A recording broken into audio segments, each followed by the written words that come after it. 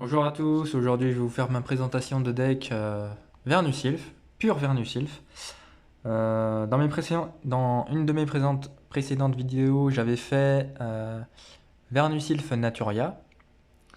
Je considère toujours que c'est la meilleure version, on va dire, Naturia couplée avec Vernusylph.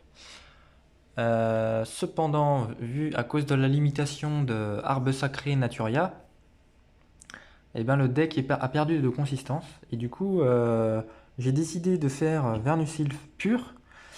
Et on va commencer tout de suite. Le deck est plutôt fun. Il a une mécanique qui est cool, qui est originale. Et puis, ça met plutôt. C'est un deck contrôle, mais aussi qui met des grosses patates. Donc, on commence tout de suite avec Vera. Vera, qu'est-ce qu'elle fait? C'est un monstre de niveau 8 terre elfe.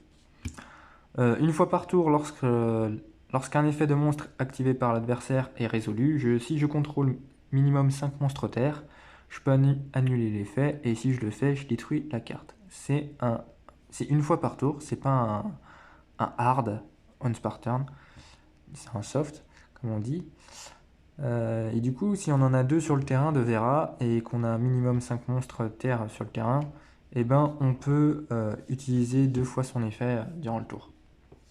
Très très bonne carte. Ensuite, elle a un autre effet. Je peux cibler un monstre face recto contrôlé par l'adversaire et j'en prends le contrôle. Et c'est permanent.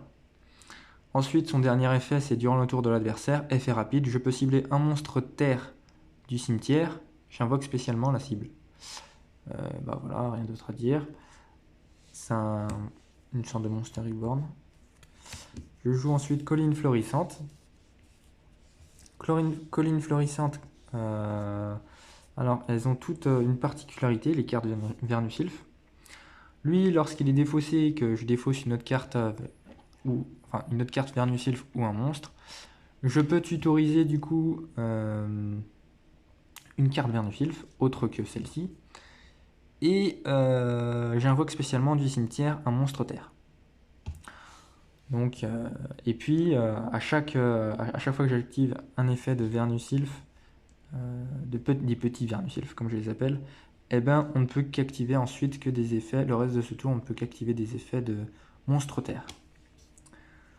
Ensuite, lui, il permet, lorsqu'il est défaussé, avec une autre carte, lorsqu'il est défaussé, il permet d'ajouter un monstre elfe terre du deck à la main. Ensuite, on peut invoquer spécialement un monstre terre du cimetière. Lui, il permet d'envoyer du deck au cimetière un monstre terre. Donc, bonne carte, très très bonne carte. Et je peux invoquer spécialement un monstre terre du cimetière ensuite. Lui, il permet, lorsqu'il est défaussé, de piocher une carte. Et ensuite d'invoquer spécialement un monstre terre du cimetière. Le lapin, il est. Alors, c'est la moins bonne des Vernusylph, mais il est quand même assez utile. Déjà parce que son premier effet, l'adversaire ne peut cibler de monstres Vernusylph par des effets de cartes. Donc c'est plutôt intéressant. S'il est sur le terrain, bien sûr. Et enfin, si cette carte est défaussée, je peux du coup ajouter un monstre terre du cimetière à ma main. Et je peux invoquer ensuite un monstre terre du cimetière. Ensuite, je joue Midora, Keldo, Agido et Kelbeck. Voilà, c'est pour recycler les mains ou recycler tout simplement. Voilà, recycler. C'est du recyclage. C'est très bon. Voilà, en plus, c'est des monstres elfes terre. Donc, c'est rien à dire. Je joue deux Adara Tenni. Lui, ils vont me permettre, on va dire, ils vont me permettre d'invoquer Lion Naturia. On va pas souvent le faire, le Lion Naturia, mais c'est quand même assez utile dans certains match-up.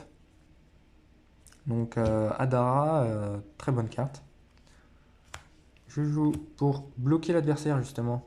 C'est pour ça que je dis que c'est un deck contrôle, parce qu'on va souvent invoquer les locks. Donc j'ai mis statue barrière de la sécheresse. Lui, On peut qu'invoquer spécialement. Aucun joueur ne peut invoquer spécialement de monstre. Monstre terre exclu, bien sûr. Ça me pose aucun problème.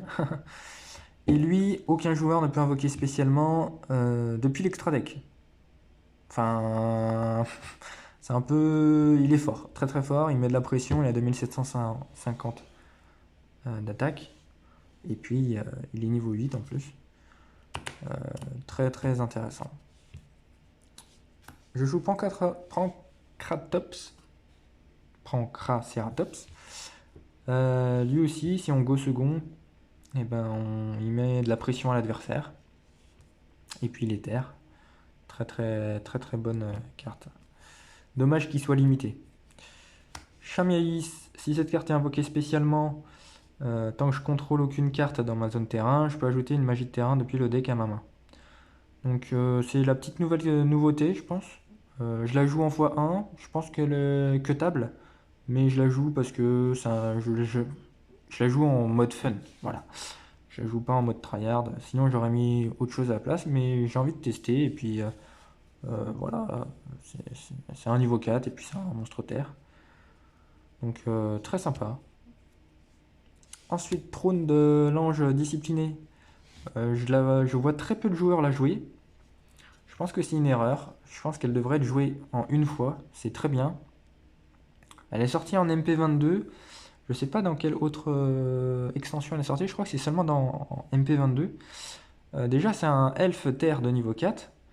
Et puis, elle dit, son effet dit, si un ou plusieurs monstres qui étaient terre elfe à l'origine sont envoyés depuis la main ou terrain au cimetière, je peux invoquer spécialement cette carte depuis la main. Donc c'est un bon extender, voilà. Lorsqu'un monstre Vernusylph est envoyé au cimetière, enfin défaussé au cimetière, voilà. Du coup on peut l'invoquer spécialement. Je joue 3 beautés fantômes. C'est un niveau 3 et surtout c'est un synthoniseur. Mais c'est un niveau 3 et puis c'est un terre. C'est toujours utile d'en avoir. Je la joue en x3, on peut la mettre en x2, ça dépend du side que vous faites. Floraison de cendre, la hache, on n'explique plus. En carte magie, je joue Corolle de Vernusylph. J'ai testé à en mettre en x2 cette carte, en 2 exemplaires dans ce deck. Mais je pense qu'en x3, c'est le plus consistant. C'est le plus consistant. On aime bien l'avoir quand même en main de départ avec des Vernusylph. Ça évite d'envoyer des cartes monstres qu'on ne voudrait pas envoyer. Voilà, si on l'a en main de départ, c'est toujours utile. Enfin, c'est toujours utile de l'avoir en main de départ. Enfin, moi, je préconise ça. J'ai vu des gens la jouer en x2, je pense qu'en x3, c'est la meilleure option. Je joue un petit Foolish, Burial Good, et la magie de terrain, voilà, Vernusylph en pleine floraison. Je vous laisse mettre pause pour que vous voyez l'effet. Enfin, je joue en carte piège 2 floraisons, enfin, bourgeons de floraison. C'est comme ça qu'elle s'appelle. Vernusylph en pleine floraison. Non, attends. Vernusylph et les bourgeons de fleurs. Vernusylph et les bourgeons de fleurs qu'elle s'appelle. Bon bah c'est toujours utile, voilà, ça permet d'envoyer des cartes de l'adversaire à la main. Voilà. Et en plus ça nous permet de renvoyer des cartes Vernusylph, enfin des cartes terre, monstre terre du terrain à la main. Voilà, donc ça nous recycle nos mains et en plus ça bounce des cartes de l'adversaire, les cartes monstres. Et enfin, Vernusylph fait le changement de saison. Je la joue, c'est pour ça que je joue Foolish. Parce que si on n'arrive pas à la mettre dans le cimetière, cette carte, avec les Kelbeck et les Aguido, et ben on a toujours Foolish. Et du coup, je la mets en x1. Elle permet de recycler aussi des monstres Vernusylph du cimetière à la main. Ensuite, dans l'extra deck, je joue un Lion Naturia, un Cowboy Gagaga, un Zeus, un Abus Dueller, un Babushka, un Ashura King.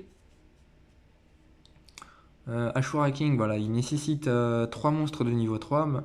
C'est un peu cher, mais il est très utile. Je vous laisse mettre pause si vous voulez voir plus en détail son effet. Je joue un Galant Granit, voilà, lui il permet de tutoriser statue barrière. Enfin, je joue des Links. Tac, je joue Cerbère, Mouton de Croix et Ossa. Je joue G-Golem. Alors le G-Golem, il est très utile, je trouve. Il nécessite 2 monstres terre pour l'invocation. Et si cette carte est invoquée spécialement depuis le cimetière, je peux cibler un monstre terre du cimetière qui est invocable ou posable normalement. J'invoque spécialement ou je l'ajoute à la main. Bon, bien sûr, j'annule ses effets et aussi je le bannis lorsqu'il quitte le terrain. Si je l'invoque spécialement. Mais du coup, on va plutôt utiliser son effet pour ajouter une carte à la main et pas invoquer spécialement. Comme ça, on recycle aussi encore plus nos monstres vers du sylph. Enfin, je joue IP Mascarina, toujours utile. Voilà, on peut gagner facilement des games. Donc ça, c'est les gros boss monsters, voilà, qu'on peut faire avec IP Mascarina. Très bonne carte IP. Donc IP, voilà, si on a des gros boss, voilà, si on a des tours, on utilise DS, et sinon on utilise Avramax. Avramax, Vestcard, je pense, avec DS. Et Soldat de Lustre Noir, voilà, très fort. Il est en plus élitaire. Donc voilà, j'ai fini ma présentation de deck. J'espère qu'elle vous aura plu. Dites-moi en commentaire quelles modifications je peux faire. Et on se voit à la prochaine. Ciao!